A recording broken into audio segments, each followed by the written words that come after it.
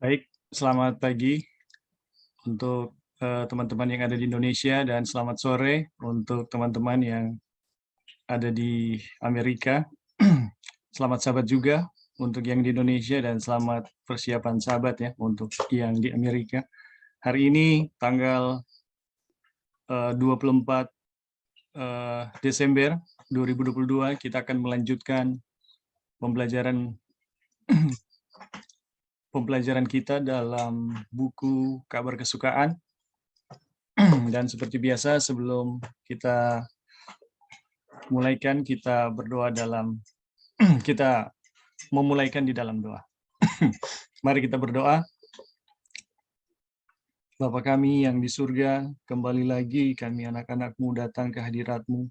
Kami bersyukur dan berterima kasih Bapa atas segala berkat dan kasih sayang yang selalu nyata bagi kami.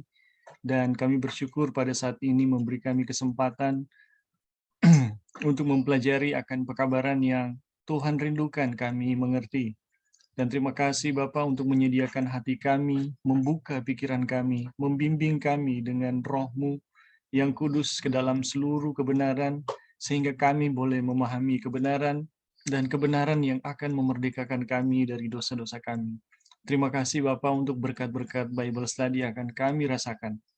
Dan memberkati juga jaringan internet yang selama Zoom berlangsung, dan memberkati juga teman-teman kami yang lain yang mungkin belum terhubung dengan kami. Biarlah berkat-berkat surga yang sama boleh menjadi bagian kami semua. Terima kasih Bapa, inilah doa kami, dalam nama Yesus kami sudah berdoa. Amin.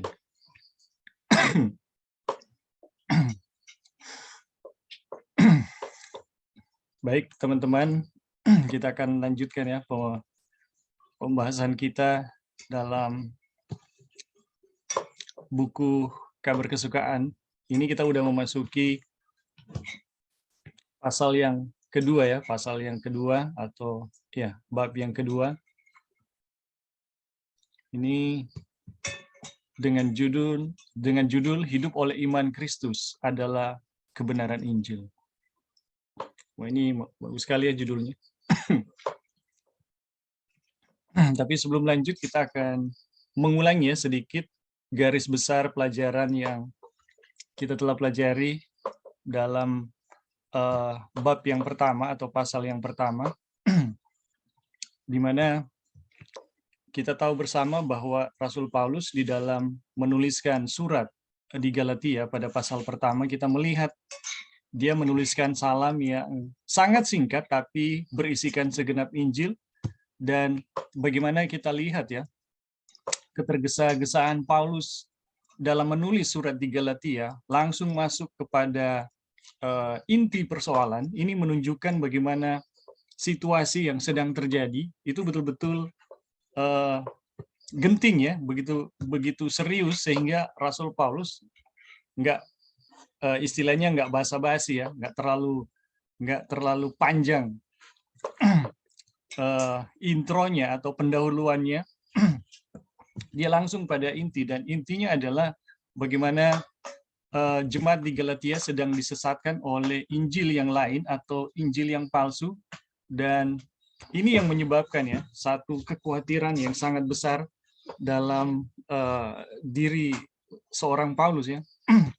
Dia khawatir jangan sampai pekerjaan Tuhan yang telah dimulaikan dan telah bertumbuh begitu besar itu akan hilang ya, karena telah terjadi perpecahan, kekacauan di jemaat Galatia yang kalau kita belajar pada pasal-pasal selanjutnya. Dan Rasul Paulus ketika menulis pada pasal pertama, dia mengumumkan kutuk ya. Kutuk ini satu hal yang sangat jarang dan kita bisa bilang tidak pernah dituliskan Paulus di dalam surat-suratnya yang lain ya, di mana dia mengutuk ya orang-orang yang membawakan Injil yang lain atau Injil yang palsu, termasuk malaikat dari surga. Wah, ini luar biasa ya, bagaimana seriusnya masalah yang sedang dihadapi atau seriusnya Injil yang lain ya, sehingga seorang rasul yang biasanya bahasanya bisa dibilang sopan, positif. Ini bernada yang sangat negatif ya, mengutuk. Ini bukan sesuatu yang biasa, tapi ini sesuatu yang memang harus dilakukan oleh Rasul Paulus untuk memberi penegasan bahwa Injil yang palsu itu jangan main-main gitu. Itu betul-betul serius efek penghancurannya, sehingga itu betul-betul harus dikutuk ya, dan memang akan terkutuk orang-orang yang mendengar maupun yang membawakan ya Injil yang lain atau Injil yang palsu. Kemudian Rasul Paulus juga meyakinkan ya bagaimana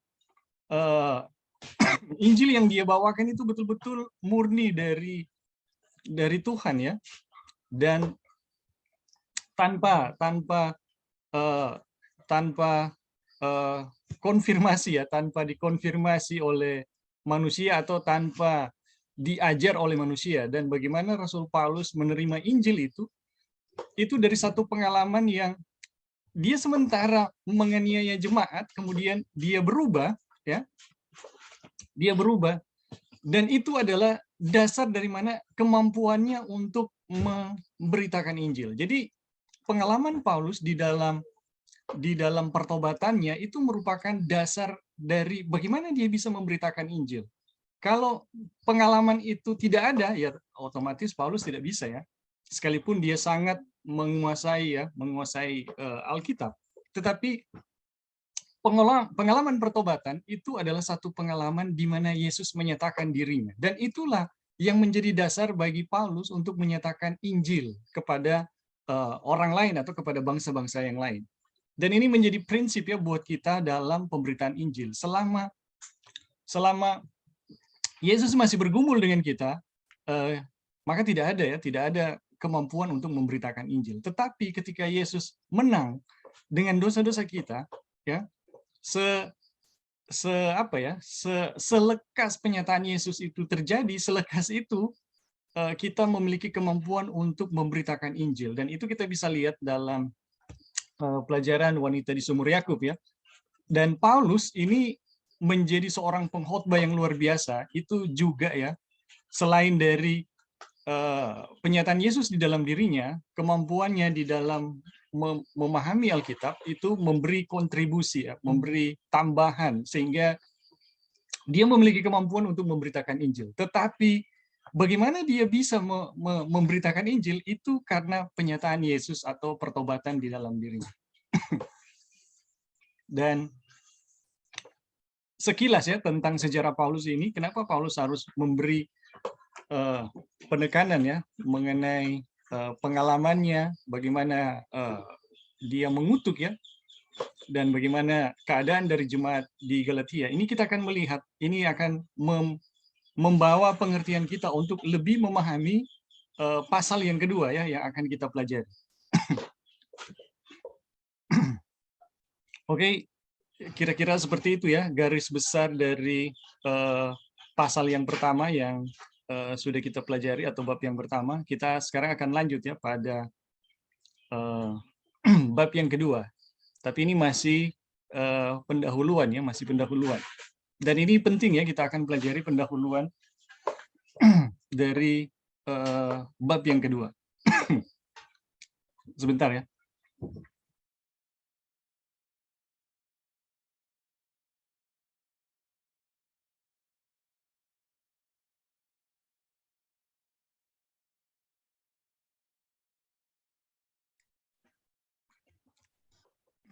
Jadi sekarang kita mengikuti ya bab yang kedua. Hidup oleh iman Kristus adalah kebenaran Injil. Tidak diragukan bahwa ada banyak orang yang membaca buku kecil ini bukan karena penasaran untuk mengetahui apa pendapat orang lain tentang surat kepada jemaat Galatia, tetapi untuk menolong mencapai pemahaman bagian kitab suci yang banyak dibahas itu. Jadi kitab Galatia ini sebenarnya merupakan salah satu kitab yang sering dibahas ya, menjadi perbincangan. Apa sih sebenarnya yang sedang ditulis oleh Paulus dalam surat di Galatia? Karena surat di Galatia ini punya ciri khas yang hampir tidak ada di surat-surat yang lain ya. Termasuk yang tadi saya sebutkan bagaimana Paulus mengutuk ya. Ini sesuatu yang tidak biasa. Berdasarkan hal ini, saya ingin mengadakan sedikit pembicaraan secara pribadi sebelum kita melanjutkan penyelidikan kita lebih jauh. Setiap bagian kitab suci berkaitan dengan bagian yang lain. Jadi, teman-teman, kitab suci itu tidak berdiri sendiri ya, tidak terputus-putus gitu. Dia punya kaitan dan punya kesatuan.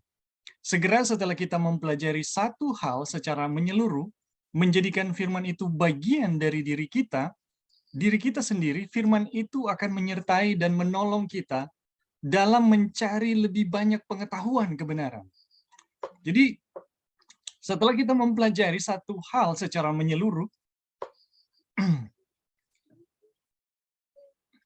jadi teman-teman, di dalam mempelajari Alkitab kita harus tahu bahwa firman itu berkaitan ya, satu sama yang lain, kemudian kita harus mempelajari secara menyeluruh, kemudian menjadikan firman itu bagian dari diri kita sendiri. Nah, ini poin penting sekali ya. Bagaimana menjadikan firman itu bagian dari kita sendiri, artinya firman itu betul-betul telah hidup ya, menyembuhkan, memberkati, dan hidup di dalam diri kita. Ya, firman itu akan menyertai dan menolong kita dalam mencari lebih banyak pengetahuan akan kebenaran. Jadi, ketika firman itu menjadi bagian kita, ini Yesus pernah mengatakan ya di dalam Yohanes ya, kalau nggak salah Yohanes 7 atau Yohanes 8, Yesus mengatakan, apabila kamu tinggal di dalam firman-Ku, kamu akan mengetahui kebenaran dan kebenaran itu akan memerdekakan kamu. Jadi ketika firman itu menjadi bagian kita, firman yang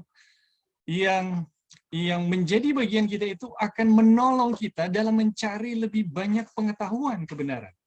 Nah, kemarin kita sempat mengikuti ya pembahasan dari Joy, ketika kita dipuaskan oleh dahaga ya, rasa haus atau kerinduan kita dipuaskan oleh Kristus, dan hanya Kristus yang bisa memuaskan, itu akan mendorongnya untuk mencari lagi, dan tetap akan puas ya. Kita akan selalu mencari sesuatu yang ditanamkan oleh Kristus, dan memang hanya Kristus yang bisa penuhi hal tersebut ya. Jadi ketika firman itu menjadi bagian dalam diri kita, firman itu akan menyertai dan menolong kita ya, dalam mencari lebih banyak pengetahuan kebenaran, sama seperti potongan makanan yang kita makan dan diserap ke dalam tubuh, membantu kita dalam pekerjaan kita untuk mencari makan kita sehari-hari. Jadi makanan kita yang kita makan itu menolong kita untuk mencari makanan selanjutnya. Jadi ini analoginya sangat sederhana dan sangat jelas ya. Bagaimana ketika firman itu menjadi bagian diri kita, itu akan menolong kita untuk mencari dan memahami pengetahuan kebenaran yang lain yang kita butuhkan juga. Oleh karena itu, jika kita melanjutkan pembelajaran surat Galatia dengan cara yang benar, kita akan membuka pintu lebar ke seluruh pengertian Alkitab. Wah, ini luar biasa ini ya. Jadi, setelah menjelaskan prinsip dasar memahami Alkitab, dan di sini ya, Wagoner menjelaskan, jika kita melanjutkan pembelajaran surat Galatia dengan cara yang benar, ya, kita akan membuka pintu ke seluruh pengertian Alkitab. Jadi jika kita memahami surat ini, ya, itu akan membuka pengertian kita untuk memahami seluruh pengertian Alkitab. Wah, ini luar biasa ya. Jadi teman-teman, apa yang menentukan kita memahami Alkitab? Ini bagaimana ternyata ya, bagaimana kita bisa memahami Alkitab, itu ternyata sangat ditentukan dari bagaimana kita mengalami Alkitab itu sendiri. Bagaimana kita mengalami firman, bagaimana kita mengalami kuasa dari firman, atau bagaimana kita mengalami firman itu menjadi bagian dari kehidupan kita, itu ternyata yang itu ternyata yang akan menggerakkan ya kemampuan kita untuk memahami bagian Alkitab secara menyeluruh. Jadi sebenarnya sangat sederhana ya bagaimana metode untuk mempelajari dan memahami Alkitab. Jadi metodenya tidak rumit ya. Kayak makanan, kalau kita makan, ya makanan itu akan memberi kekuatan bagi kita untuk mendapatkan makanan yang lain. Jadi teman-teman, ini kita belajar ya bagaimana memahami Alkitab atau kebenaran-kebenaran firman Tuhan yang terdapat di Alkitab. Dan kita telah dikasih tahu ya rahasia sederhana ya. Rahasianya tidak sulit ya. Rahasianya tidak sulit. Dan saya bisa apa ya? Bagikan ya, saya bisa lihat ya dari pengalaman yang saya alami sendiri ya dengan buku kabar kesukaan ya. Jadi dulu sebelum mempelajari buku kabar kesukaan, saya melihat Alkitab itu sebagai satu misteri ya. Doktrin-doktrin di dalam Alkitab itu saya melihat itu seperti sebuah misteri yang dalam yang tidak mungkin terpahami, tidak mungkin saya ini awam yang bisa memahami. Mungkin saya butuh pengalaman yang panjang, guru-guru besar untuk apa ya, untuk membantu ya, memberikan pencerahan. Tetapi setelah mempelajari Alkitab, saya merasa setelah mempelajari surat di Galatia ya, atau yang dibantu ya melalui buku kabar kesukaan, saya melihat dan menemukan ternyata apa yang dulu saya rasakan sebagai satu misteri ini terbuka ya. Saya melihat seluruh Alkitab itu seperti ya sebuah surat yang terbuka gitu, bukan satu misteri. Dan ini yang menjadi pengalaman kami ya ketika mempelajari surat di dalam Galatia, khususnya di dalam buku kabar kesukaan. Ini sangat-sangat memberkati, membuka ya bagian Alkitab yang lain ya. Aduh, ini ada gangguan ini. Sebentar ya.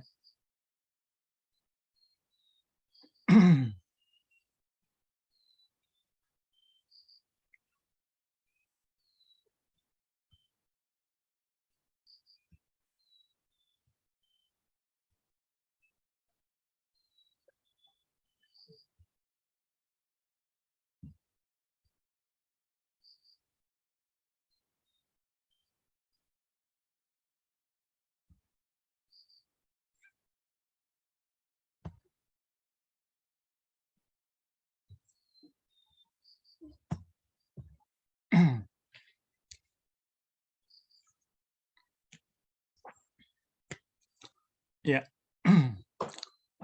Jadi teman-teman, kita telah belajar ya bahwa sebenarnya sangat sederhana ya, sangat sederhana untuk memahami Alkitab ya.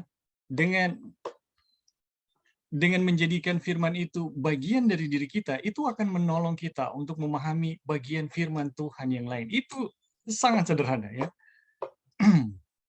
Oke, sampai di sini ada teman-teman yang mau memberi tambahan atau tanggapan, dipersilakan.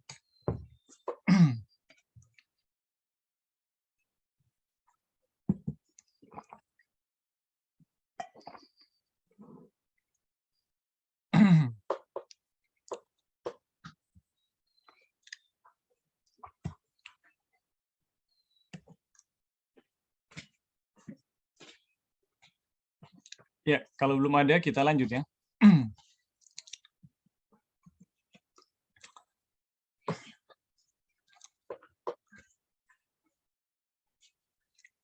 Jadi pada bagian ini kita masih mempelajari cara memahami Alkitab. Jalan menuju pengetahuan sangat sederhana, begitu sederhana sehingga banyak orang menghinanya. Jadi sekali lagi ya, jalan menuju pengetahuan itu sangat sederhana, ya, dan begitu sederhana sehingga banyak orang menghinanya. Jadi untuk memahami kebenaran, bagaimana kita tiba pada kebenaran, itu bukan perlu satu metode yang rumit ya, bukan membutuhkan sesuatu yang sulit ya, yang kita tidak bisa dapatkan ya. Ini jalannya itu begitu sederhana ya, sehingga banyak orang menghinanya. Tetapi janganlah hal itu dihina, karena walaupun banyak pernyataan dibuat berulang-ulang untuk menentang kebenaran itu, tetap ada jalan besar menuju kebenaran dan jalan itu dibuka bagi semua orang. Jadi jangan hina ya, jangan kita meremehkan karena itu begitu sederhana ya. Dan walaupun banyak pernyataan dibuat berulang-ulang untuk menentang kebenaran itu, tetap ada jalan besar menuju kepada kebenaran dan jalan itu dibuka bagi semua orang. Jadi sekalipun kebenaran itu ditentang, bagaimana pemahaman tentang kebenaran selalu akan terbuka ya. Karena jalannya sangat sederhana, nggak sulit. Berikut adalah petunjuk yang ditetapkan oleh raja yang bijaksana ya. Berikut adalah petunjuk yang ditetapkan oleh raja yang bijaksana pada tingkat tertinggi, membuktikannya sendiri sebagai cara yang benar. Hai anakku, jikalau engkau menerima perkataanku dan menyimpan perintahku di dalam hatimu, sehingga telingamu memperhatikan hikmat, dan engkau mencenderungkan hatimu kepada pengetahuan, ya, jikalau engkau berseru kepada pengertian, jikalau engkau mencarinya seperti mencari perak, dan mengejarnya seperti mengejar harta terpendam, maka engkau akan memperoleh pengertian tentang takut akan Tuhan dan mendapat pengenalan akan Allah, karena Tuhanlah yang memberi hikmat, dan dari mulutnya datang pengetahuan dan kepandaian. Amsal 2 ayat 1-6. Jadi ini raja yang bijaksana membagikan pengalamannya bagaimana dia menemukan ya kebenaran-kebenaran yang sangat berharga, yang membuat dia menjadi raja yang sangat bijaksana ya. Jadi prinsipnya sederhana. Hai anakku, jika engkau menerima perkataanku dan menyimpan perintahku di dalam hatimu, sehingga telingamu memperhatikan hikmat, ya. Jadi ada perintah yang harus disimpan di dalam hati, sehingga telingamu memperhatikan hikmat dan engkau cenderungkan hatimu kepada pengetahuan. Ya, jikalau engkau berseru kepada pengertian, jikalau engkau mencarinya seperti mencari perak dan mengejarnya seperti mengejar harta terpendam, maka engkau akan memperoleh pengertian tentang takut akan Tuhan. Ya. Dan mendapat pengenalan akan Allah, karena Tuhanlah yang memberikan hikmat, dan dari mulutnya datang pengetahuan dan kepandaian. Jadi teman-teman, jikalau engkau berseru kepada pengertian, jikalau engkau mencarinya seperti mencari perak, dan mengejarnya seperti mengejar harta terpendam, maka engkau akan memperoleh pengertian tentang takut akan Tuhan. Nah, mungkin buat kita ya yang bagaimana sih mencari perak ya? Bagaimana mengejar seperti mengejar harta terpendam? Ini mungkin buat kita kurang ya untuk bagaimana memahami hal ini. Tetapi mereka yang hidup ya di dunia tambang sebagai penambang, sebagai pencari harta karun ya. Kalau seorang penambang ya, ketika menggali sebuah lubang, kemudian dia mulai menemukan ada urat emas ya, tanda-tanda emas. Teman-teman, Kami sendiri ya pernah mengalami hal tersebut. Jadi ketika ada urat emas ya, kemudian kita menemukan urat emas itu perasaan itu luar biasa senangnya gitu. Bahkan kita bisa bilang ya, batu yang besar, keras, itu kalau udah emas, kita udah melihat emas dan emasnya lewat di batu. Batu sebesar apapun itu hancur, ya. Jadi, tapi yang luar biasa gini, kalau tidak ada emasnya, ya, batu itu rasanya beban yang besar, sangat sulit ya, membuat kita, aduh, ini rasanya gimana gitu. Tetapi ketika kita melihat ada urat emas, ya, kemudian urat emas itu dia lewat di batu, biar besar bagaimanapun, batu itu pasti hancur. Dan teman-teman, pengalaman dari orang-orang yang menambang atau mengejar harta karun, ini betul-betul menunjukkan ya, bagaimana obsesi mereka untuk menemukan ya kekayaan tersebut. Ini adalah satu analogi yang digunakan oleh Salomo untuk bagaimana menemukan kebenaran. Jadi ketika hati kita cenderungnya seperti itu, rasa haus yang sangat dalam, rasa lapar yang sangat dalam, ya kita bisa bilang juga seperti itu ya, atau ada rasa keinginan yang sangat dalam untuk memahami kebenaran, maka teman-teman, eh, ketika kita mengejar kebenaran itu dengan perasaan yang seperti itu, maka di sini dikatakan, maka engkau akan memperoleh pengertian tentang takut akan Tuhan dan mendapat pengenalan akan Allah, karena Tuhanlah yang memberi hikmat. Dari mulutnya datang pengetahuan dan kepandaian. Jadi, bagaimana kita memahami firman Tuhan? Ini harus ada hasrat yang sangat besar ya, seperti seorang penambang, seperti seorang yang eh, berjalan di padang gurun yang sangat gersang, kemudian dia melihat air gitu ya, atau seorang yang kelaparan kemudian melihat makanan.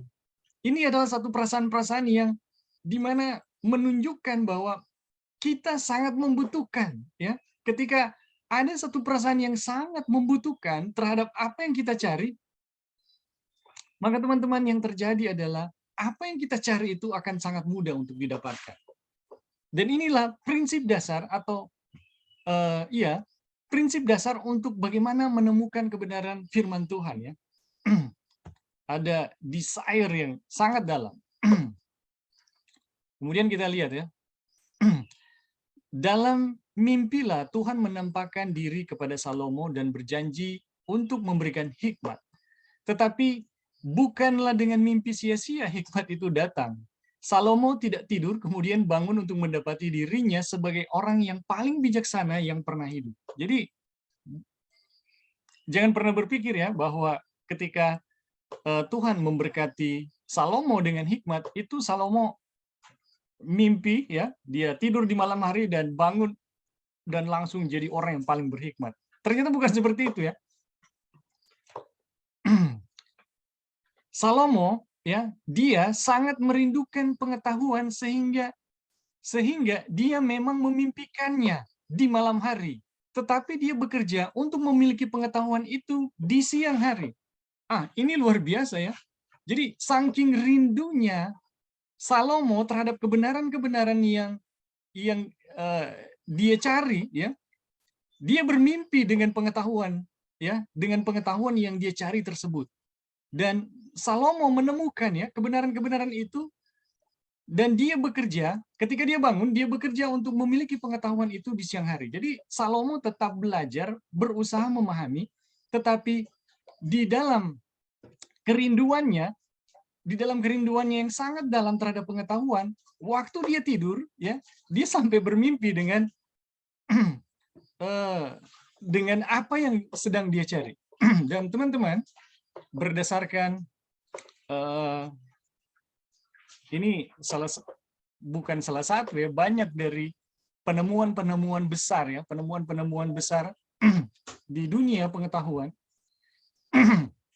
penemuan-penemuan besar di dunia pengetahuan itu ditemukan justru pada saat orang itu sangat merindukan apa sih jawabannya, apa sih rahasianya.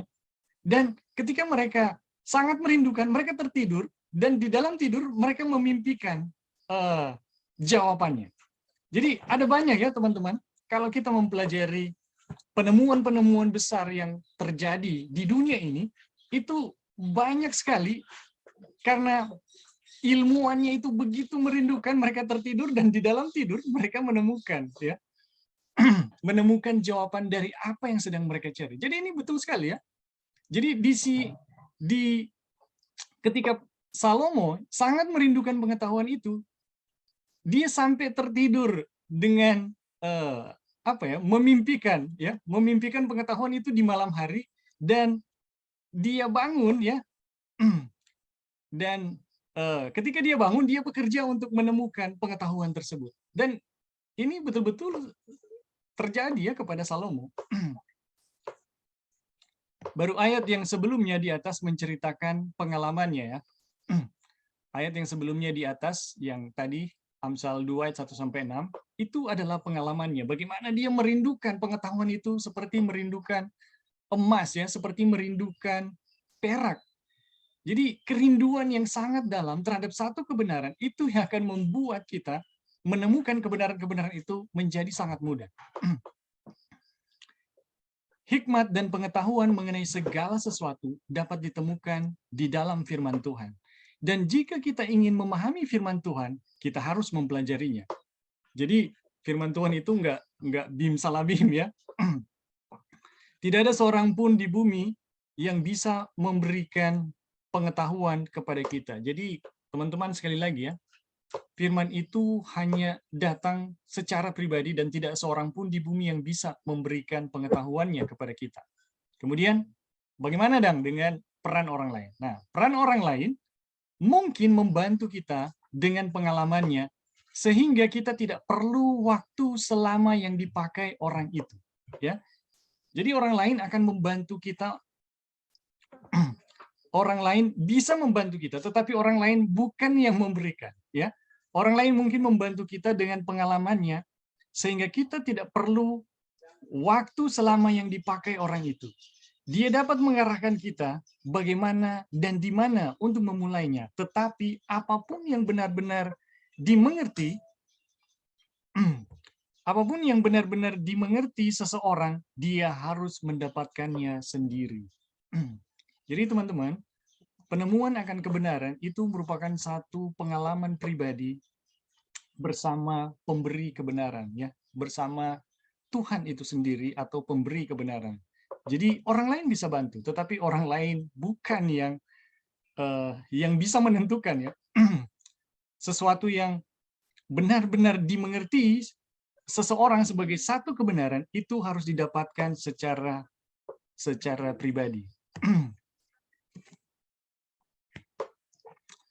Ketika kita telah memulai sebuah jalan, di sini dikatakan ya, ketika kita telah memulai sebuah jalan 1000 kali, kita akan mengetahui setiap tikungan yang ada. Tidak peduli berapa banyak tikungan, dan kita dapat melihat seluruh jalan dalam pikiran kita.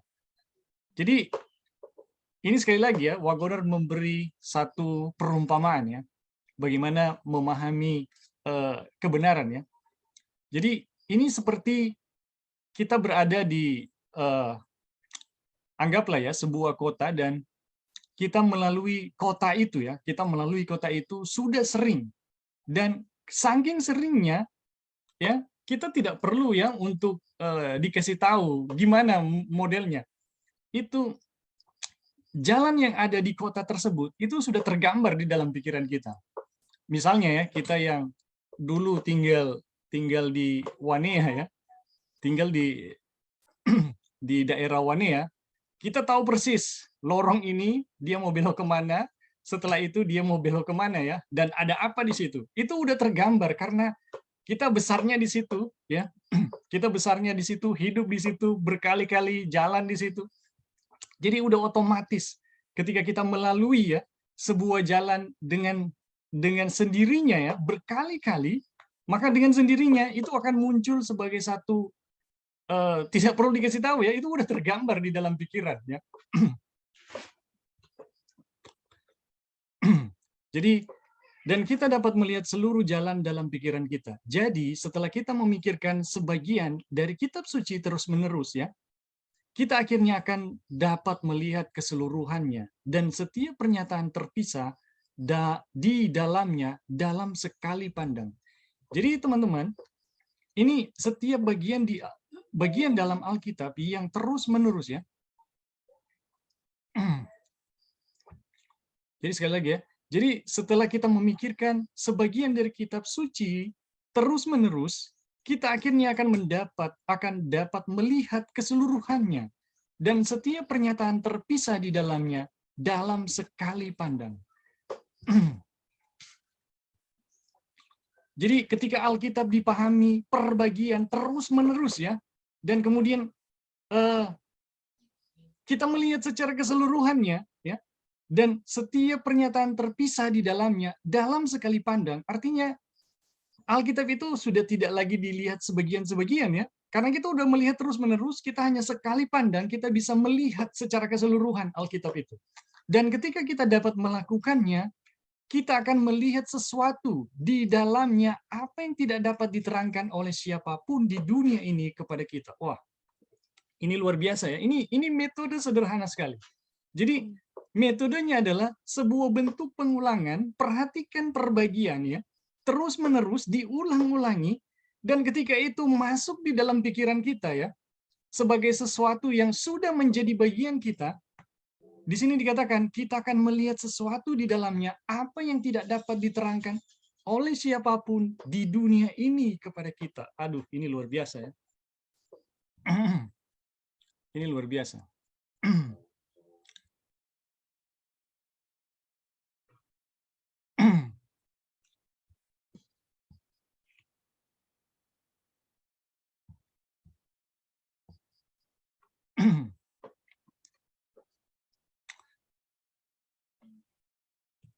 Oke, sampai di sini ada teman-teman yang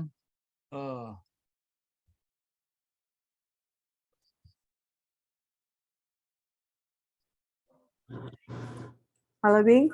ya, silakan Joy. Tunggu. Kok kita punya suara enggak? Tidak. Oh, oke. Ya, jadi kita dapat pelajaran di sini. Satu pelajaran yang kita juga baru tahu di sini, yang mana itu Raja Salomo, dia kan minta pengertian kebijaksanaan dari Tuhan.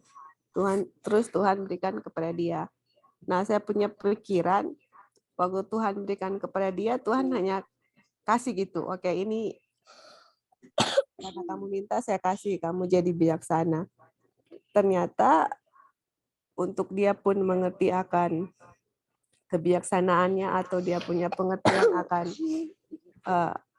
scripture atau Alkitab, kalau di Samantorang Alkitab, itu bukan hanya Salomo tidak bikin apa-apa, ternyata dia juga mencari kebenaran ya kan. Makanya kan tadi di ayat sebelumnya dia bilang, kalau kamu mau mencari pengetahuan, boleh naik lagi, Bing, dia punya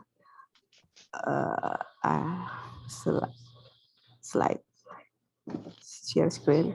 Bagaimana sudah? Yang ayat yang Salomo kasih tadi. Ini dia.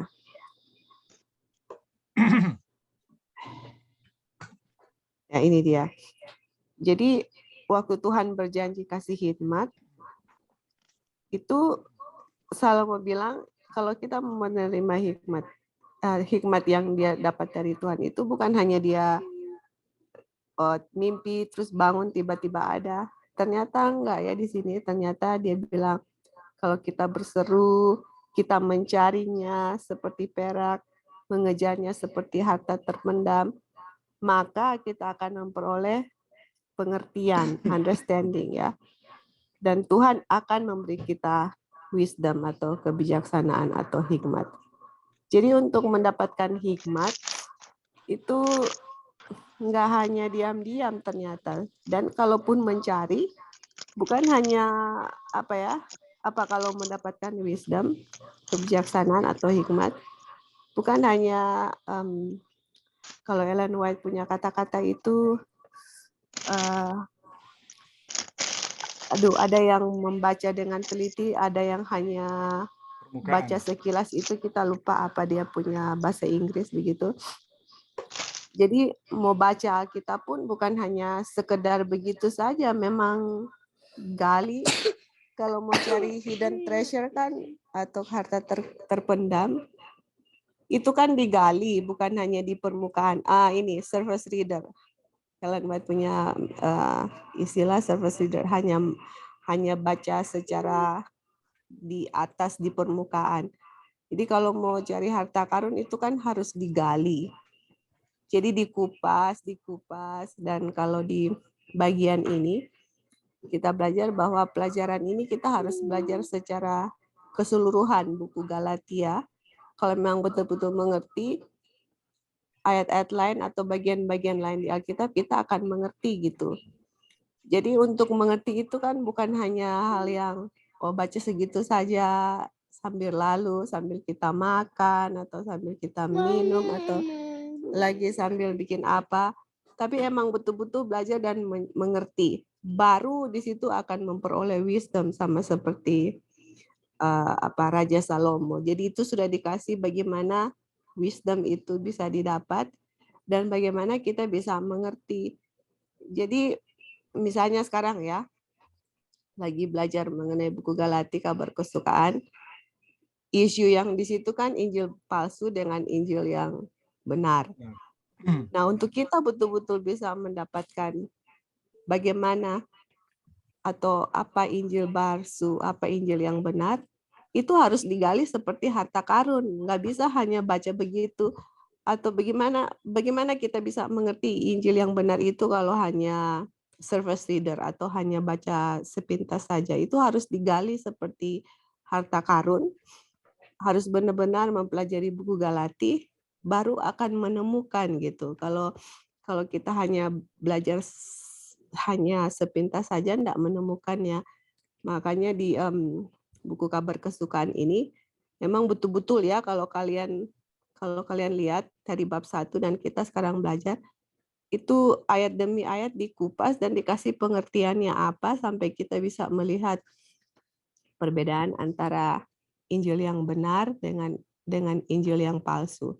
Seperti itu. Dan kemudian yang tadi Ebing bilang, waktu kita belajar dan diulang-ulang lagi, dia punya ayat-ayat atau pasal-pasal di Alkitab itu sampai kita bisa tahu ya seperti jalan tikungannya di mana, dan itu perkataan itu kita ingat-ingat terus, karena kalau di sini musim salju misalnya ya, kalau musim salju itu biasanya jalan itu ketutup sama salju, kita nggak bisa lihat pembagian batasnya itu di mana gitu. Tapi kalau udah sering lewat di jalan itu, kita udah tahu walaupun ketutup dengan salju, kita tahu oh ini batasnya di sini, oh ini mau belok kanan, ini belok kiri. Seperti itu. Jadi kalau kita udah benar-benar menguasai ayat Alkitab, dia punya ayat-ayat, dia punya pasal-pasal, akan sangat jelas ya. Akan sangat jelas dia punya pengertian untuk kita bisa mengerti Alkitab secara keseluruhan. Oke, thank you Bing. Oke. Ya, terima kasih Joy. Jadi pemahaman terhadap firman Tuhan ya, ini sangat membutuhkan bagaimana kita mengalami firman Tuhan ya. Bagaimana kita mengalami menjadi bagian dalam firman Tuhan itu. Poin di sini adalah bagaimana kita merindukan ya dengan sangat besar ya kebenaran tersebut. Kemudian ulang-ulang ya. Ketika kita mengulang-ulang, maka pengetahuan itu akan dengan sendirinya ya dia muncul gitu. Seperti sebuah jalan yang kalau kita udah sering lewat di situ, itu tanpa dikatakan ya, tanpa dibilang ya, kita udah tahu, oh ini mau belok kiri atau mau belok kanan gitu. Ya. Ini di 100 meter sesudah jalan ini ada apa gitu. Nah, firman Tuhan pun sama, teman-teman. Dengan memperlakukan firman Tuhan seperti kita merindukan emas ya, seperti kita merindukan perak, kekayaan ya, Atau seperti seorang yang berjalan di padang gurun merindukan air, seperti itu ya firman Tuhan. Dan kalau kita saking rindunya terhadap kebenaran, sehingga kita bermimpi dengan hal itu, maka teman-teman, yang terjadi adalah kita bisa menemukan kebenaran itu dengan sangat mudah ya, dengan sangat mudah. Jadi terima kasih teman-teman untuk Joy. Ada teman-teman yang Halo, lain? Wing. Ya, Halo. ya silakan Brother Eric. Oke, baik, terima kasih untuk kesempatan. Memang ini adalah bagian yang bisa dikatakan paling penting ya. Bagaimana kita menemukan kebenaran dan kemudian bagaimana kebenaran itu bisa kita alami dan berkuasa dalam kehidupan kita melalui firman Tuhan. Memang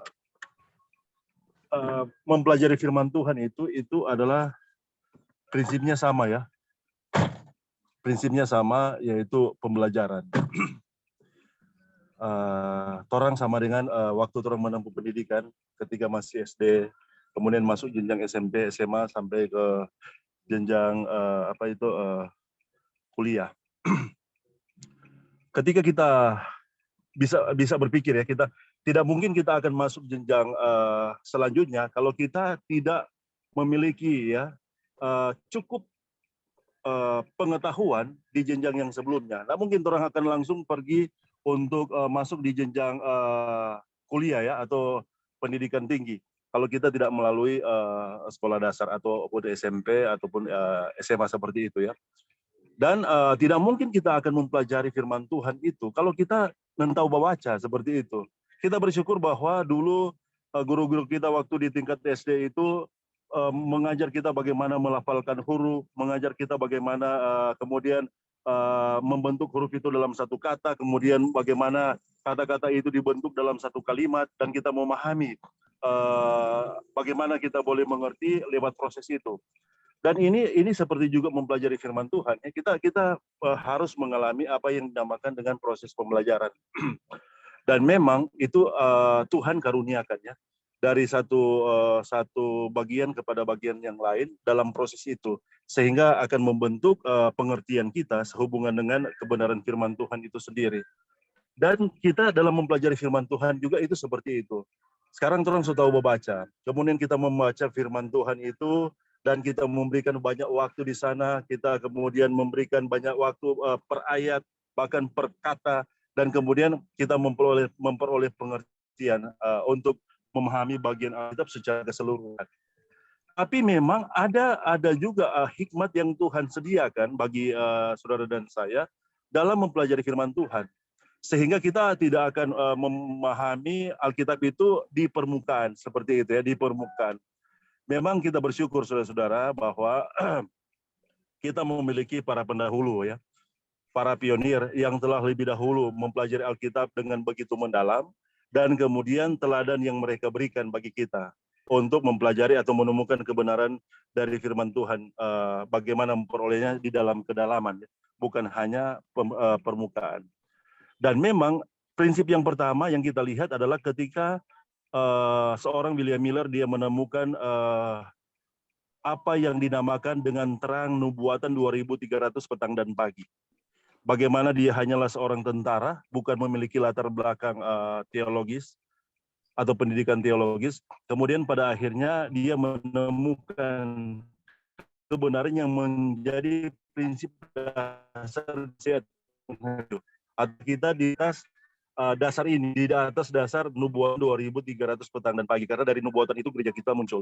Nah, bagaimana sesungguhnya teladan yang dia berikan adalah dia mempelajari firman Tuhan dengan konkordans ya. Konkordans ini adalah satu kata, kemudian kita bisa konkordansi itu kemudian menjelaskan satu kata itu di dalam seluruh bagian Alkitab dari Kejadian sampai Wahyu, seperti itu ya. Dan kemudian itu yang digunakan oleh William Miller.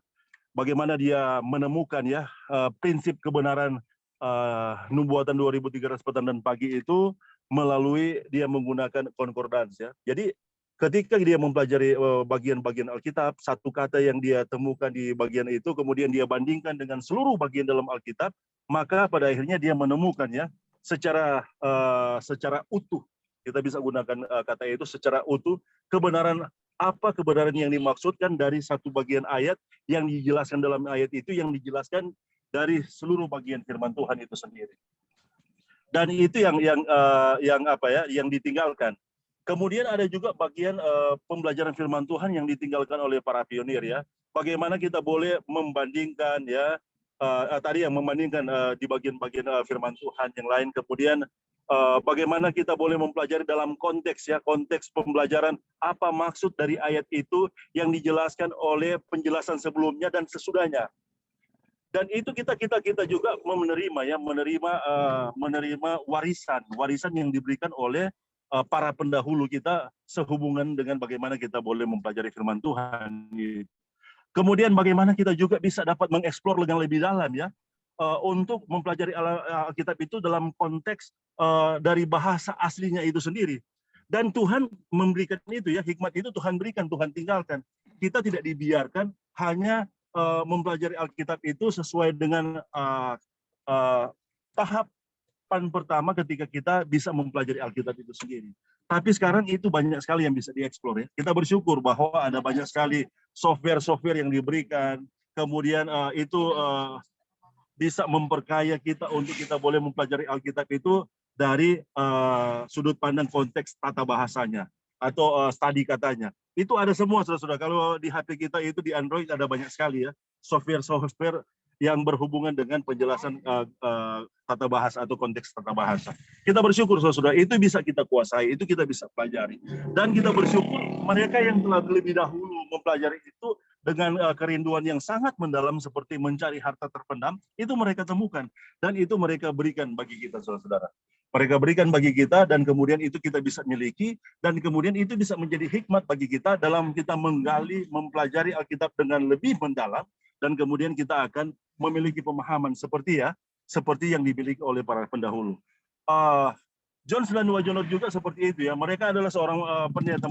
Mereka berdua adalah pendeta-pendeta muda ya, yang kemudian tidak hanya puas dengan pengetahuan di permukaan sebagaimana mungkin ya pendeta-pendeta pada zaman mereka, tapi mereka juga menggali, mendalami dan menyelidiki dengan alat-alat yang mereka bisa miliki di dalam Tuhan ya. Kemudian pada akhirnya ketika mereka gunakan itu, kemudian mereka dapat menghasilkan kesimpulan-kesimpulan dari kebenaran firman Tuhan itu dengan sangat dalam, dengan sangat dalam. Dan kita bisa juga memiliki pengertian, pengetahuan seperti yang mereka miliki. Seperti itu ya. Dan Tuhan merindukan kita untuk berada di dalam tingkat pemahaman yang seperti itu.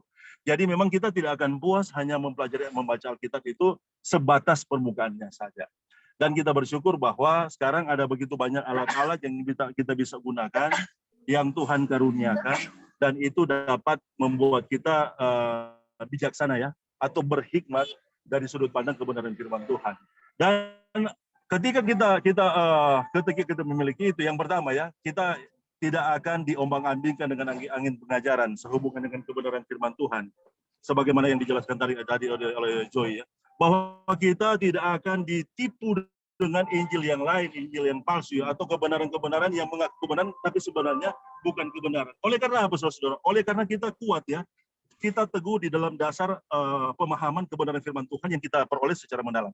Dan kita bersyukur ya bahwa Tuhan merindukan kita untuk kita berada di dalam keadaan di mana kita boleh memahami Tuhan lewat kebenaran firman Tuhan itu dalam pengertian yang lebih dalam lagi sampai kita memiliki kepenuhan untuk memahami kebenaran tentang siapa Tuhan yang sebenarnya. Kemudian kita akan memperoleh jaminan kepastian keselamatan yang kita boleh bagikan. Jadi itu yang prinsipnya ada sama, setiap kita mempelajari firman Tuhan itu prinsip pembelajaran ada di sana. Dan prinsip pembelajaran itu yang akan Tuhan karuniakan bagi kita dan kemudian pada akhirnya kita akan memperoleh pengertian ya, pemahaman yang lebih dalam lagi tentang kebenaran firman Tuhan. Oke, mungkin itu yang bisa ditambahkan. Terima kasih Brother Eric untuk tambahannya. Jadi betul sekali ya teman-teman, dengan membanding-bandingkan ya, dengan rasa rasa ingin tahu yang sangat dalam, tidak puas terhadap maka kita akan menemukan ya kebenaran-kebenaran, kita akan dihindari dari bentuk-bentuk kepalsuan ya. Dan seperti ya William Miller tadi yang sempat disinggung ya. William Miller ketika membuka Alkitab ya, dia membandingkan perhitungan-perhitungan waktu yang ada di dalam Alkitab. Jadi Alkitab itu ada semacam bentuk matematika ya yang ditemukan ya oleh William Miller, dan kemudian ketika dia membandingkan, dia melihat ada satu yang simetris ya, sesuatu yang pesan yang luar biasa yang sebenarnya Tuhan sedang berikan, dan itulah yang membentuk dasar ya bagaimana William Miller menemukan nubuatan ya 2300 pagi dan petang ya. Dan teman-teman, di dalam pertentangan teologi yang semakin tinggi dan semakin kuat, maka kita pun ya dipanggil untuk tidak puas dengan satu bagian ya. Kita dipanggil untuk semakin dalam ya, semakin dalam memahami. Sebagai contoh ya, misalnya penyalipan Yesus, ada yang katakan itu terjadi pada hari Rabu ya, bukan hari Jumat gitu. Apakah Alkitab berbicara atau tidak gitu? Nah, teman-teman, dengan memahami Alkitab semakin dalam, kita akan melihat bukan saja bukti bahwa kebenaran itu betul-betul menjelaskan dirinya, ya, tetapi kita akan melihat keindahan-keindahan yang sangat menguatkan kita secara pribadi. Dan setiap kebenaran Alkitab, ya, yang kita temukan itu seperti makanan, ya. Tadi Wagoner sudah katakan, seperti makanan yang memberi kekuatan kepada kita untuk menemukan makanan yang lain ya yang akan memberi kekuatan kita selanjutnya gitu. Jadi teman-teman, dengan menjadikan kebenaran Alkitab sebagai satu pengalaman kita, menjadi bagian di dalam diri kita, itu akan menolong kita untuk menemukan kebenaran-kebenaran yang lain. Dan sekali lagi ya, ketika kita menemukan kebenaran, itu tidak akan ada yang namanya rasa puas, atau itu tidak akan ada yang namanya sebagai pencari yang cuma di permukaan. Tidak ada ya. Setiap orang yang menemukan kebenaran pasti akan terbentuk ya di dalam dirinya rasa haus yang sangat dalam untuk menemukan kebenaran yang lebih dalam lagi ya, lebih yang sangat dibutuhkan untuk dia secara pribadi, dan itu terus ya, itu tidak akan berhenti sampai pada titik kita mengalami yang namanya kepenuhan Kristus ya. Oke, sampai di situ teman-teman. Masih ada lagi sebelum kita lanjut ya. Oke, kita akan lanjut ya. Di sini Wagoner katakan, tidak berguna untuk mencoba mengerti satu kalimat yang terpisah yang mungkin menimbulkan kesulitan khusus tanpa memperhatikan seluruh hubungannya. Jadi teman-teman, ini sebagai contoh ya. Kalau kita membandingkan tulisan Paulus dan Yakobus, kita mungkin akan melihat, oh ini sebuah pertentangan ya. Karena Yakobus mengatakan iman itu harus ada perbuatan gitu. Tapi Paulus hanya oleh iman. Nah, ini sebuah pertentangan. Tetapi teman-teman, dengan membaca tulisan mereka secara keseluruhan, saya melihat ya, kita akan menemukan bahwa sebenarnya tidak ada pertentangan dalam dua rasul tersebut. Kenapa? Karena Tuhan yang sama yang mengilhamkan Paulus, Tuhan yang sama juga yang mengilhami Yakobus. Jadi tidak mungkin ada pertentangan di dalam Tuhan. Dan di sini kita dikasih penjelasan ya. Tidak berguna untuk mencoba mengerti satu kalimat yang terpisah yang mungkin menimbulkan kesulitan khusus tanpa memperhatikan seluruh hubungannya. Jadi memang kita bisa menemukan ya satu kesulitan ya di dalam satu bagian Alkitab ya secara terpisah. Tapi kalau kita melihat secara keseluruhan, itu akan sangat-sangat membantu kita. Jika saya membawa sebuah surat kepada Anda, kemudian menunjukkan sebuah kalimat di bagian akhir surat itu, dan meminta Anda untuk menjelaskan kepada saya maksud pengiriman surat itu, Anda akan segera bertanya, apa yang dia tulis, ya, apa yang dikatakannya di bagian-bagian sebelumnya. Nah, ini tadi Brother Eric sudah jelaskan ya.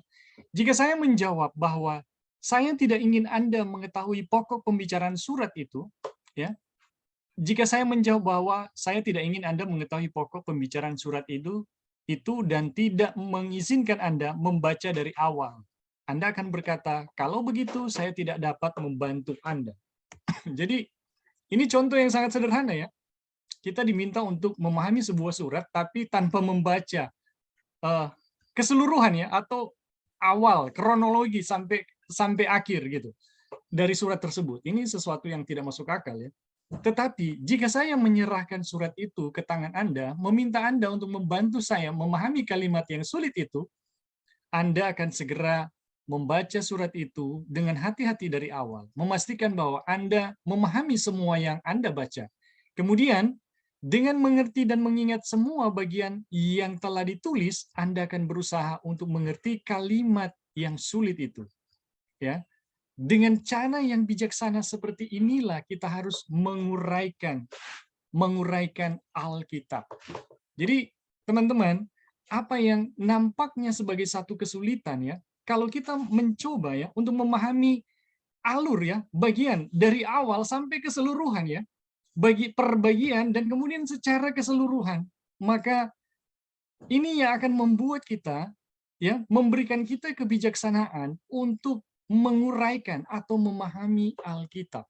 Jadi, teman-teman, Alkitab itu tidak berdiri sendiri ya, seperti kalau kita cuma ambil misalnya surat Yakobus ya, dan melihat bagaimana surat Paulus. Ini bisa ada satu kontradiksi ya kalau kita melihat sepintas.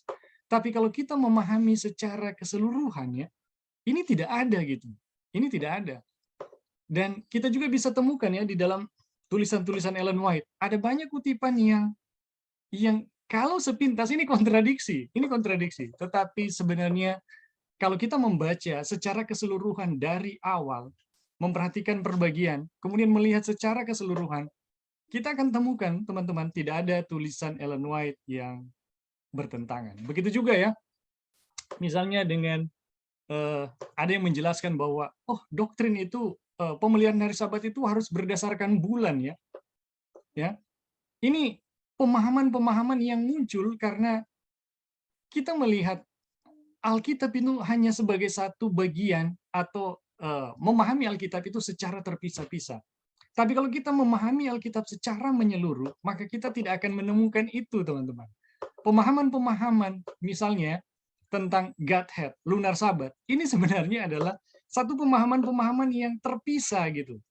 Ya, tidak melihat Alkitab itu secara keseluruhan. Tapi kalau kita memahaminya secara keseluruhan, melihat secara keseluruhan, dan memahami perbagian itu, kita akan menemukan ada satu keindahan ya, dan ada kebijaksanaan, ada terang yang akan menerangi kita untuk bisa melihat dan memahami setiap kebenaran yang Tuhan rindukan untuk kita pahami. Oleh karena itu, pada setiap orang saya katakan, pelajari setiap kata-kata,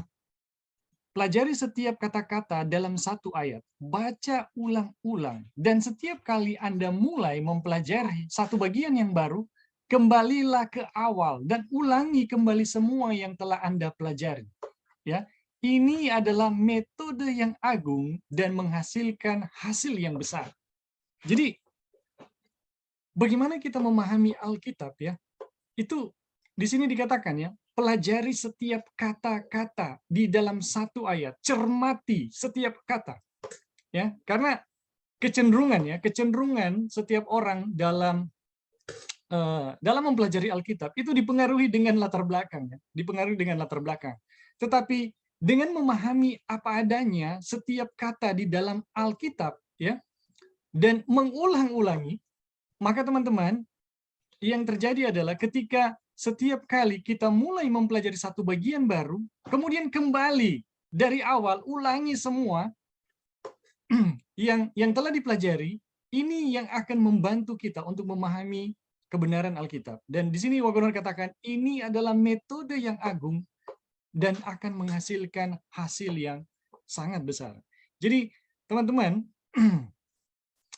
kita melihat ya, dengan kerinduan yang sangat besar, mempelajari firman Tuhan ya, mempelajari firman Tuhan dengan kerinduan yang sangat besar, seperti seorang penambang ya, yang rindu menemukan emas ya, seperti seorang pencari harta karun yang rindu menemukan harta karun, atau seperti orang yang berjalan di padang gurun yang rindu air, ya. Kemudian dengan kerinduan yang sama, kemudian kita menggunakan metode ya seperti yang sudah diajarkan ya, dengan membuat pengulangan ya, memperhatikan setiap kata, kemudian memperhatikan setiap bagian, kemudian melihat secara keseluruhan, kemudian mengulang-ulang ya, maka kita akan menemukan ya satu kebenaran yang memang ya disediakan untuk kita.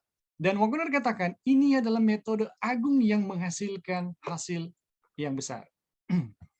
Oke, Brother Eric silakan.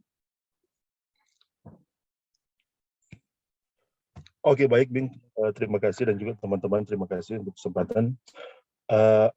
Ya, jadi memang Alkitab itu tidak merupakan satu bagian terpisah ya.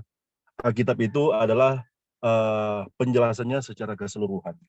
Dan sebagaimana yang disampaikan oleh Wajura dalam tulisan ini bahwa tidak ada satu ayat yang terpisah dari bagian ayat yang lain.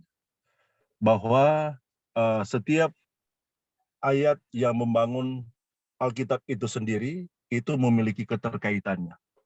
Dan bagaimana kita boleh menghubungkan satu dengan yang lain, itu pada akhirnya akan membawa kita pada satu kesimpulan secara keseluruhan dalam satu bagian kita mempelajari akan firman Tuhan itu sendiri. Jadi ada istilah seperti ini, teks tidak bisa terlepas dari konteks, seperti itu ya. Jadi bagian ayat itu, teks itu adalah satu bagian ayat Alkitab itu tidak bisa dilepaskan dari penjelasan yang melatar belakangi dari ayat itu sendiri. Nah, seperti itu ya. Kenapa pada akhirnya ada begitu banyak orang yang mempelajari Alkitab, kemudian pada akhirnya tiba pada kesimpulan yang salah tentang maksud dari pengertian Alkitab itu sendiri, karena mereka hanya mempelajari Alkitab itu berdasarkan bagian yang yang secara terpisah dari bagian-bagian Alkitab yang lain, yang menjelaskan ayat itu sendiri. Sehingga ada begitu banyak ajaran-ajaran yang dibangun dari hasil pembelajaran ini, yang mereka kemudian menyatakan bahwa ini adalah kebenaran. Yang sebagaimana yang dinyatakan oleh Brother Eding tadi, ada ya lunar sabat, ada juga penjelasan-penjelasan yang sepertinya bukan seperti itu pengertian Alkitab, yang seharusnya kalau Alkitab itu dijelaskan secara konteksnya secara keseluruhan. Dan memang kita harus memiliki hikmat yang kita terus cari di dalam Tuhan, yang terus minta kepada Tuhan. Kemudian pada akhirnya kita akan memahami Alkitab itu secara keseluruhan. Ya, kalau tadi dikatakan Wajuro mengatakan setiap kata yang ada di dalam Alkitab ya, kita harus selidiki, kita harus pelajari. Nah, saudara-saudara, saya bisa katakan seperti ini bahwa terjemahan Alkitab yang kita miliki sekarang ya, khususnya dari Lai, ada bagian-bagian Alkitab yang mereka terjemahkan sesuai dengan ajaran gereja mereka, seperti itu. Karena memang sepertinya Lai ini banyak sekali mungkin penerjemah-penerjemah yang ada di Lai itu dari aliran Calvinis ya, seperti itu. Sehingga ada bagian-bagian firman Tuhan yang mereka terjemahkan atau ayat-ayat yang menurut mereka harus sesuai dengan pandangan mereka, seperti itu ya. Sehingga mereka tidak begitu jujur untuk menerjemahkan bagian-bagian Alkitab yang sepertinya menjelaskan ya secara konteks itu menjelaskan arti yang sebenarnya dari Alkitab itu sendiri. Misalnya ya Lukas 4 ayat 16 ya, seperti kebiasaan Yesus pada hari Sabat ya. Mereka mengaburkan ya, sepertinya mereka mengaburkan ya. Sebenarnya di situ sangat jelas ya. Kalau mereka harus jujur ya untuk menerjemahkan itu, kata Sabat di situ itu adalah kata yang menjelaskan hari dalam minggu pada hari yang ketujuh. Ya, kemudian hari yang ketujuh itu adalah hari Sabtu. Seperti itu ya. Kalau kita melihat, kemudian kalau dibanding-bandingkan, kita akan memahami bagaimana hari yang ketujuh atau hari Sabtu itu. Seperti itu ya. Ataupun bagian-bagian yang lain ya, yang menunjuk kepada bagian-bagian yang menjelaskan, yang sepertinya itu bisa kita pahami dengan sangat jelas, tapi mereka mengaburkan dengan seperti itu. Tapi kalau kita memiliki ya alat yang kita bisa gunakan, ya misalnya kita bisa melihat dalam konteks kata itu sendiri, kita tidak hanya akan menerima ya terjemahan dari Lai secara bulat-bulat ya, kita harus menjadi seperti orang-orang Berea, kemudian pada akhirnya ada alat yang kita bisa gunakan, kemudian kita bisa melihat, oh apa DP maksud yang sebenarnya dari kata yang kita sementara pelajari yang dijelaskan di dalam ayat itu. ketika kita melihat konteks yang melatar belakangi kata itu, misalnya dari bahasa aslinya, dari kata yang sebenarnya, kemudian penjelasannya itu seperti apa, dan dibandingkan dengan bagian-bagian yang lain dari firman Tuhan, dan kita akan mendapati ya makna yang sebenarnya yang kita lihat secara keseluruhannya, sehingga teks itu tidak lepas dari konteks. Dan kita harusnya seperti itu ya. Dan kita tidak akan tertipu ya, tidak akan tertipu dengan ajaran-ajaran yang dibangun dari pemahaman Alkitab yang hanya mengambil parsial ya, atau sebagiannya saja. Dan memang kita juga punya pengalaman sedikit dengan diskusi dengan mereka dari yang mempelajari Alkitab itu hanya sebagiannya saja ya. Pada prinsipnya itu mereka sudah memiliki ide ya, sudah memiliki ide yang kemudian ide itu mereka bangun dan mereka mencari ayat-ayat Alkitab dan kutipan-kutipan roh nubuat untuk menunjang ide mereka. Nah, itu cara belajar mereka ya. Sehingga itu Alkitab, mereka tidak membiarkan Alkitab berbicara bagi dirinya sendiri. Mereka mengambil Alkitab ataupun roh nubuat itu untuk menguatkan ya pendapat atau ide mereka sebelumnya yang mereka telah bangun sebelumnya. Itu yang terjadi ya bagi mereka yang membangun ajaran lunar sabat atau ajaran keselamatan di luar Injil itu sendiri.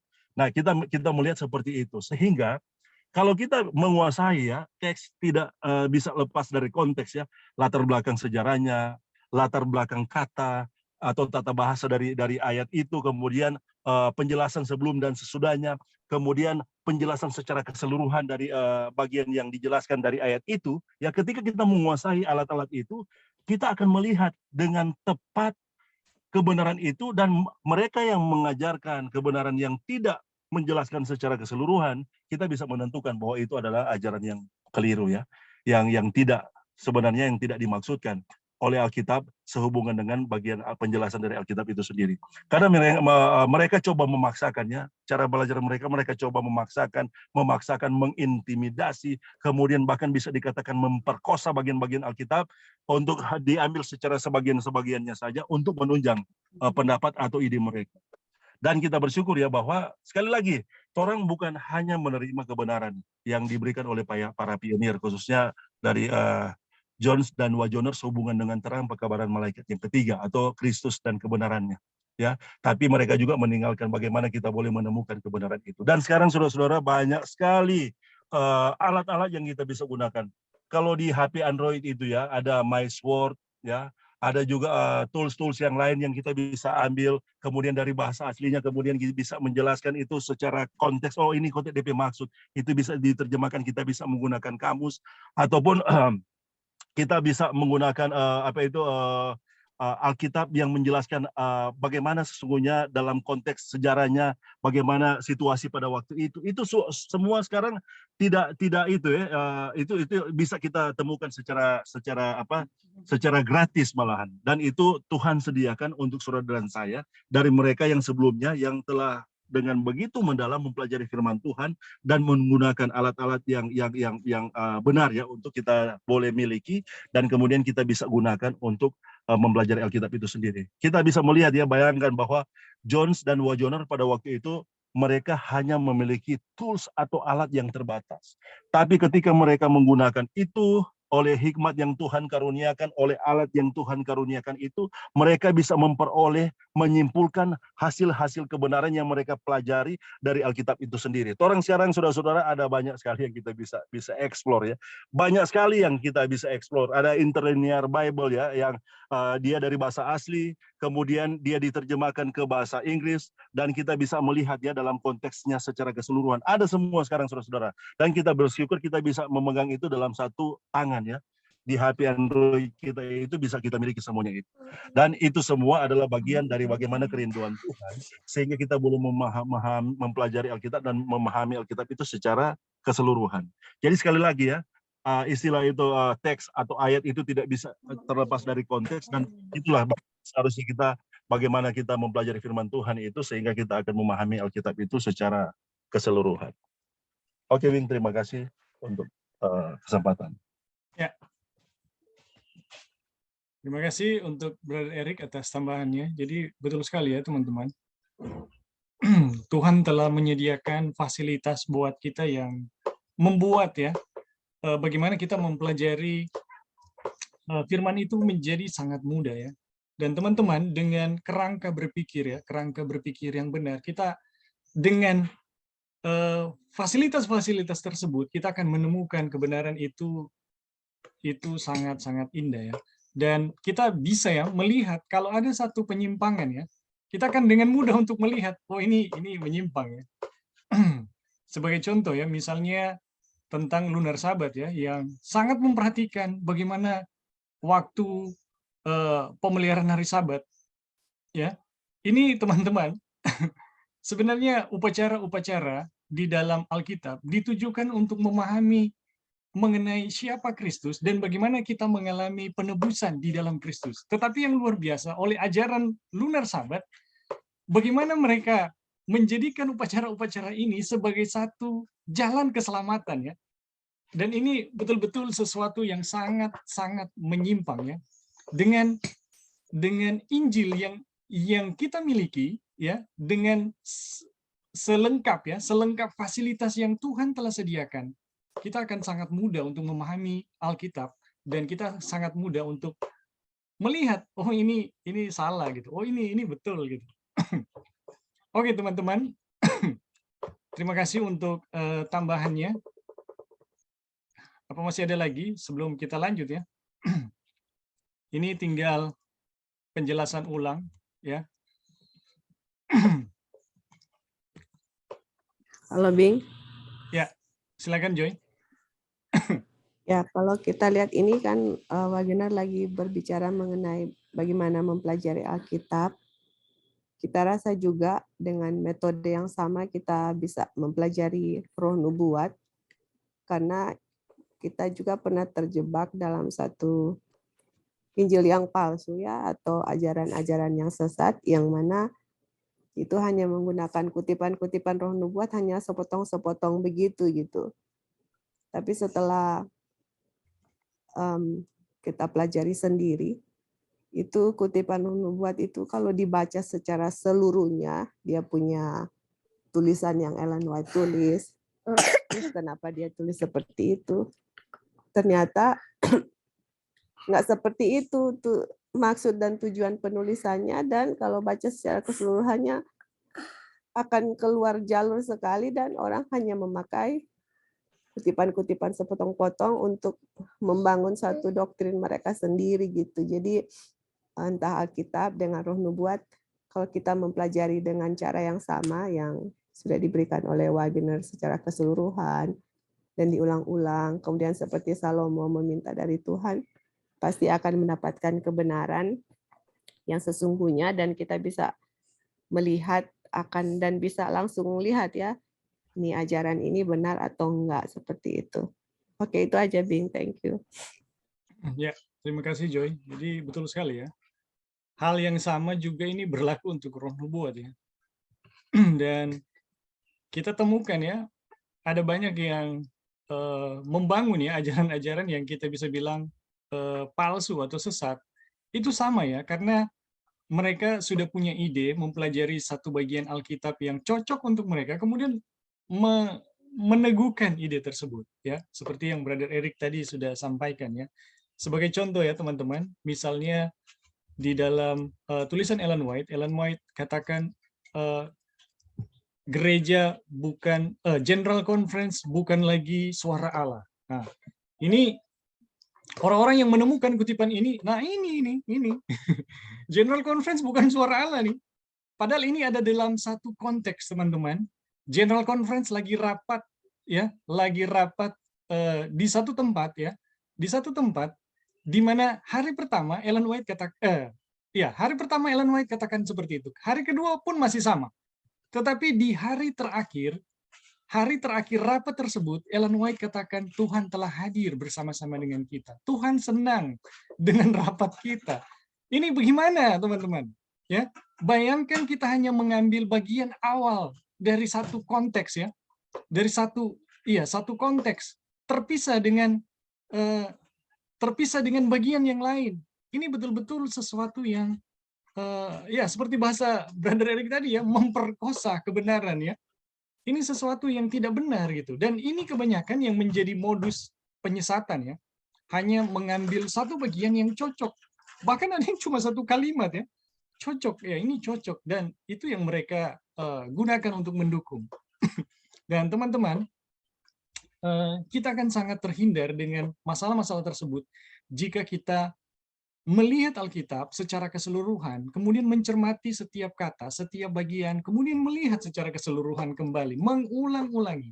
Maka saya sangat yakin ya, kita akan melihat Alkitab sebagai satu tema yang sangat indah, yaitu bagaimana membawa kita ya, orang-orang berdosa kepada satu penebusan yang sangat indah yang Yesus akan lakukan.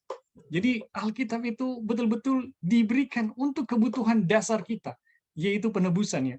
Dan teman-teman, Tuhan telah memberkati kita begitu luar biasa ya. Oke, teman-teman, ini saya rasa pertemuan kita saat ini kita akan sampai di sini ya. Tapi kita akan lanjut membacakan bagian ini ya, bagian selanjutnya sampai kita selesai ya. Kita lanjut ya. Pasal pertama buku Galatia memberi kita pandangan singkat ya dan menyeluruh tentang arti Injil ya, tentang kondisi saudara-saudara di Galatia dan tentang pengalaman pribadi Paulus. Pasal kedua menyinggung pada rapat yang diadakan di Yerusalem 17 tahun setelah pertobatan Paulus dan memberitahu kita apa yang menjadi pokok pertentangan dan pendirian Paulus yang khusus tersebut. Satu-satunya beban rasul itu adalah mempertahankan kebenaran Injil ya, dan di antara saudara-saudara. Jadi satu-satunya beban rasul itu adalah mempertahankan kebenaran Injil di antara saudara-saudara. Jadi Paulus bukan konfirmasi ya, tapi mempertahankan. Setelah kita mengingat pasal pertama dengan jelas, kita dapat melanjutkan mempelajari pasal kedua. Mengingat bahwa itu adalah bagian lanjutan dari pasal pertama. Jadi pasal pertama dari Galatia, pasal kedua dari Galatia adalah lanjutan dari pasal pertama.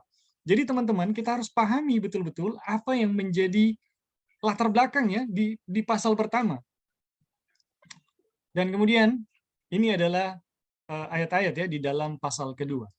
Kemudian setelah lewat 14 tahun, aku pergi ke Yerusalem, ya, dengan Barnabas dan Titus pun kubawa juga. Aku pergi berdasarkan satu penyataan, dan kepada mereka kubentangkan Injil yang kuberitakan di antara bangsa-bangsa bukan Yahudi, dalam percakapan tersendiri kepada mereka yang terpandang, supaya jangan dengan percuma aku berusaha atau telah berusaha.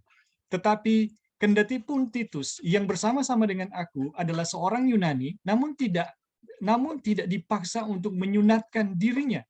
Memang ada desakan dari saudara-saudara palsu yang menyusup masuk, yaitu mereka yang menyelundup ke dalam untuk menghadang kebebasan kita yang kita miliki di dalam Kristus, supaya dengan jalan itu mereka dapat memperhamba kita. Tetapi sesaat pun kami tidak mau mundur dan tunduk kepada mereka, agar kebenaran Injil dapat tinggal tetap pada kamu. Dan mengenai mereka yang dianggap terpandang itu, bagaimana kedudukan mereka dahulu, itu tidak penting bagiku, sebab Allah tidak memandang muka bagaimanapun juga. Mereka yang terpandang itu tidak memberikan apapun kepadaku, ya. Tetapi sebaliknya, ketika mereka melihat bahwa kepadaku telah dipercayakan pemberitaan Injil untuk orang-orang tak bersunat, sama seperti kepada Petrus untuk orang-orang bersunat, karena ia telah memberikan kekuatan kepada Petrus untuk menjadi rasul bagi orang-orang bersunat, ia juga telah memberikan kekuatan kepadaku untuk orang-orang yang tidak bersunat. Dan setelah melihat kasih karunia yang dianugerahkan kepadaku, maka Yakobus, Kefas, dan Yohanes yang dipandang sebagai soko guru jemaat berjabat tangan dengan aku dan dengan Barnabas sebagai tanda persekutuan, supaya kami pergi kepada orang-orang yang tidak bersunat dan mereka kepada orang-orang yang bersunat. Hanya kami harus tetap mengingat orang-orang miskin, dan memang itulah yang sungguh-sungguh kuusahakan melakukannya. Tetapi waktu Kefas datang ke Antioquia, aku terang-terangan menentangnya, sebab ia salah, karena sebelum beberapa orang dari kalangan Yakobus datang, ia makan sehidangan dengan saudara-saudara yang tidak bersunat. Tetapi setelah mereka datang, ia mengundurkan diri dan menjauhi mereka karena takut akan saudara-saudara yang bersunat. Dan orang-orang Yahudi yang lain pun turut berlaku munafik dengan mereka, sehingga Barnabas sendiri turut terseret oleh kemunafikan mereka. Tetapi waktu kulihat bahwa kelakuan mereka itu tidak sesuai dengan kebenaran Injil, aku berkata kepada Kefas di hadapan mereka semua, jika engkau orang Yahudi hidup secara kafir dan bukan secara Yahudi, bagaimana engkau dapat memaksa saudara-saudara yang tidak bersunat untuk hidup secara Yahudi? Menurut kelahiran, kami adalah orang-orang Yahudi dan bukan orang-orang berdosa dari bangsa-bangsa lain.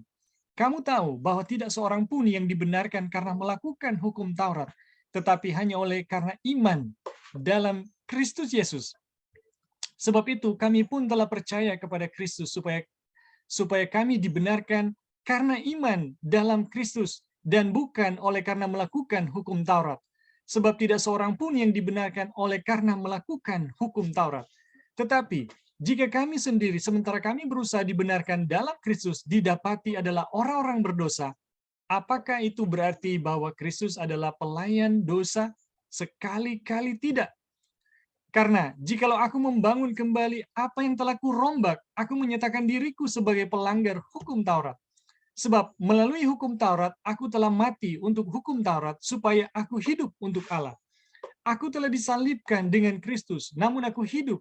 Tetapi bukan lagi aku sendiri yang hidup, melainkan Kristus yang hidup di dalam aku. Dan hidupku yang kuhidupi sekarang di dalam daging adalah hidup oleh iman di dalam Anak Allah yang telah mengasihi aku dan menyerahkan dirinya untuk aku. Aku tidak menolak kasih karunia Allah, sebab sekiranya pembenaran melalui hukum Taurat, maka sia-sialah kematian Kristus. Jadi teman-teman, bacaan kita untuk pagi Sabat ini di Indonesia dan sore menjelang malam di Amerika telah sampai di sini ya. Jadi kita telah membacakan ayat dalam Galatia pasal 2 ya. Galatia pasal 2 dan kita akan ikuti ya penjelasan-penjelasan bagian-bagian dalam ayat-ayat tersebut pada waktu-waktu yang akan datang ya. Dan kita telah mengikuti ya bagaimana Wagoner mengarahkan kita ya untuk menemukan kebenaran dan bagaimana kita mendapatkan kebenaran yang sesungguhnya dari Tuhan ya. Dan teman-teman, sangat mudah, sangat simpel, dan Tuhan telah menyediakan segala fasilitas yang mungkin ya untuk menemukan kebenaran itu. Jadi sangat apa ya? Saya rasa adalah sesuatu yang terlalu ya, keterlaluan kalau kita tidak menemukan kebenaran.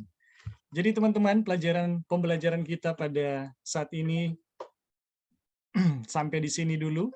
Mungkin masih ada teman-teman yang mau memberikan tambahan sebelum kita menutup ya perjumpaan kita pada pagi hari ini. Ada teman-teman yang mau menambahkan?